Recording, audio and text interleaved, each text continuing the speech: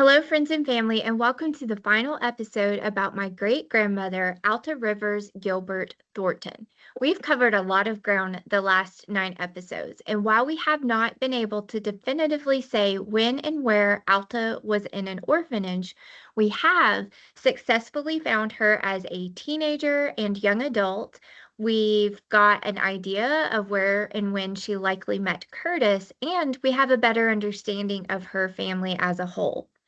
For this last episode, I'm going to round out what we know about Alta and Curtis based on the documentation, including a little bit about their children, where they lived, and I've got a few additional photos of them and some of their families.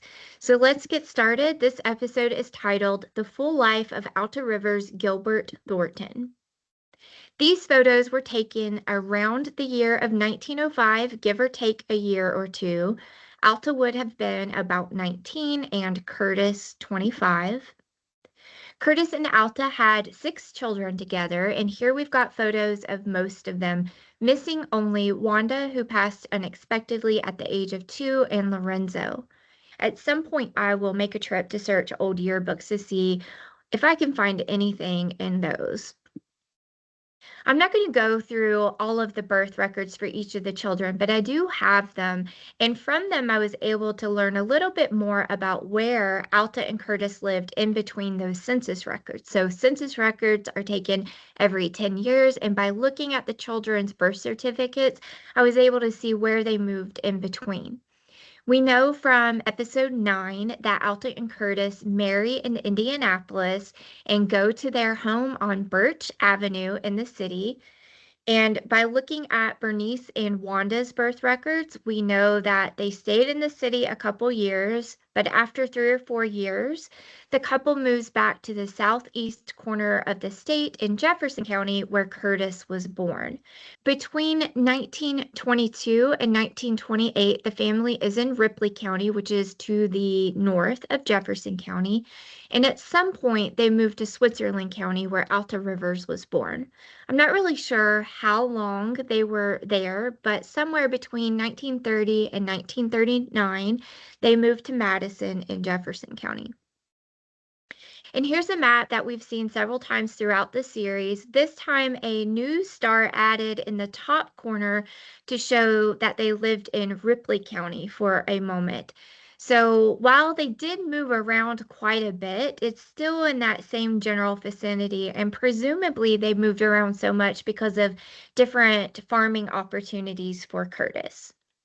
Next, I'm going to share a few tidbits that we know about a few of the different family members, starting with Alta's father, Samuel Gilbert, who passed away in 1917.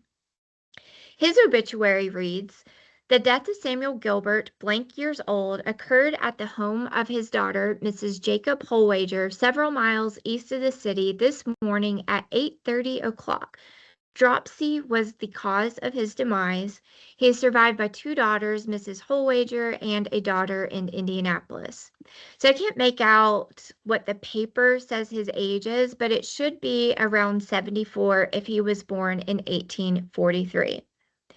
When I first read this obituary, I panicked just a little bit because it said he was survived by only 2 daughters, but we know that Robert, Martha, Flora, Fred, Bertha, and Alta are still alive at this time, and maybe also Floyd. We've lost track of him. But then I reminded myself that Alta's marriage certificate and death certificate clearly name Samuel Gilbert as her father, and we've got all the documentation linking Alta to her siblings. So I think that most likely this piece was not written by a family member. They do spell Flora's married name incorrectly, and whoever it was that submitted this to the paper probably was not familiar with Samuel's family outside of the immediate vicinity. Next, a note about Alta's third born, Ralph. He died unexpectedly by a gunshot wound. The official story is that he was wounded when he picked up a rifle that discharged and it was lifted. Lorenzo is the sibling of my grandmother that I know the least about. I found this obituary for him that reads, "Lorenzo Everett Happy Thornton, 64, a former resident of this area, died Friday in Espanola, New Mexico. He was a native of Cross Plains and a former employee of Public Service Indiana. Survivors include several relatives in this area, being the Madison area. Then it goes on to discuss the arrangements. On the right, I have included Lorenzo's birth certificate because there are two things here that I found interesting. First is that Alta's birthplace is named specifically as Vivi. All other records just say Switzerland County. Also, I found it interesting that the attending physician's name is Lorenzo, and it makes me wonder if maybe Alta named her son after her doctor, who ends up delivering her next two babies, my grandmother Marjorie and her younger brother Harold. Alta passed away December 22nd, 1951. Her funeral was held the day after Christmas, and I could not find an obituary for her, nor could the kind people at Jefferson County Library who searched for me. We did, however, find her funeral rites. This short announcement reads, funeral services for the late Mrs. Alta Thornton, wife of Curtis Thornton, who died Sunday night at Brooksburg, were conducted this afternoon at 2 o'clock in Salem Christian Church near Cannon. Reverend Brainerd Lee was in charge. Burial was in the church cemetery, and pallbearers were Curtis Phillips, Audrey Greathouse, Charles Clements, and Dale Verdon. Curtis Phillips was Curtis and Alta's first grandson by their firstborn daughter, Bernice. Also, you see, we've got another photo of Alta. I'm guessing that this is her son, Harold, to the right. Curtis lived another 21 years, passing away March 26, 1973. I absolutely love this photo of him with the horse. His obituary reads, Curtis D. Thornton, 92 of Cross Plains, died Monday in the Manderley Nursing Home, Osgood. He was a retired farmer. He served in the Philippines with the Army from 1904 to 1910. He leaves two sons, Harold of Cross Plains, Lorenzo of Madison, two daughters, Mrs. Bernice Phillips and Mrs. Marjorie Woolley, both of Versailles, 14 grandchildren, and 15 great-grandchildren. Services were at the Salem Christian Church near Madison, and he was buried in the Salem Cemetery. Here he is with his daughter Bernice, his grandson Curtis, and a great-grandchild. Lastly here, I've put together the photos of my maternal lineage. We've got my great-grandmother, Alta Rivers Gilbert, my grandmother, Marjorie, my mother, Jennifer, and myself. And in these photos, we are all between the age of 16 and 20. This concludes my research about Alta Rivers and Curtis Thornton for now. I hope that the family found it interesting. And if you have any other information or if I got something incorrect, please send me an email or a Facebook message. I'm definitely interested in learning more. And as I learn more, I will share it as well. Here's the research progress slide that we've been building upon the entire series. Notably, in the missing information, we never identified where and when Alta may have been in an orphanage, nor did we learn anything about where she may have gone to school. One final theory or consideration about the orphanage narrative.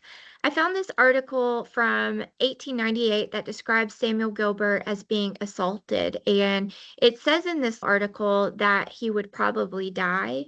So I wonder if it's possible that Alta did not go to the orphanage immediately after Caroline Alice passed. Maybe she was with her father or another family member until around this time.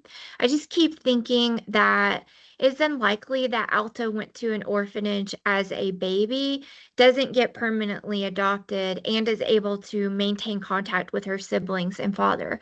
For me, it feels a little more likely that she did not enter into an orphanage until she was a little bit older. And don't forget about this record we found of Alta's aunt, Sally Gilbert. that we shared in a previous episode, saying that an indication of her character is found in the fact that she raised to maturity, in addition to her own family, 13 motherless children. So for me, that leaves some room that maybe Alta and or some of her other siblings were with Sarah for a little while. But then we know that Amos dies in 1899. Sarah goes to live with her son Amon, and maybe that's the time where Alta went into an orphanage. The other thing that we never discovered is, where did Alta get her 4 years of college education? Remember that the 1940 census states that she had a C4 education, meaning 4 years of college. I think that it's very possible that Alta would have gone to school between 1906, after her breakup with William, and 1910, before she married Curtis. A few people have asked what's next, and I can tell you that this was never intended to be a regular weekly production. I really just wanted to get out everything that I shared and catch some information back. Eventually, I would like to do another series on my other sets of great grandparents, though it's hard to imagine being able to find and collect as much information as I have for Alta and her family. Here we have Alonzo Woolley Sr. and Jenny Alberding. Alonzo was a farmer known for his prize-winning bulls. Jenny's parents were first-generation Americans. All of her grandparents were born in Germany. Here, I think that my central research question will be, what were the circumstances and motivation for her family to move to the United States, and to better understand what it meant to be a German immigrant in the mid-1800s. Then my third set of great-grandparents on my paternal side is Blaine and Alice Combs on the right.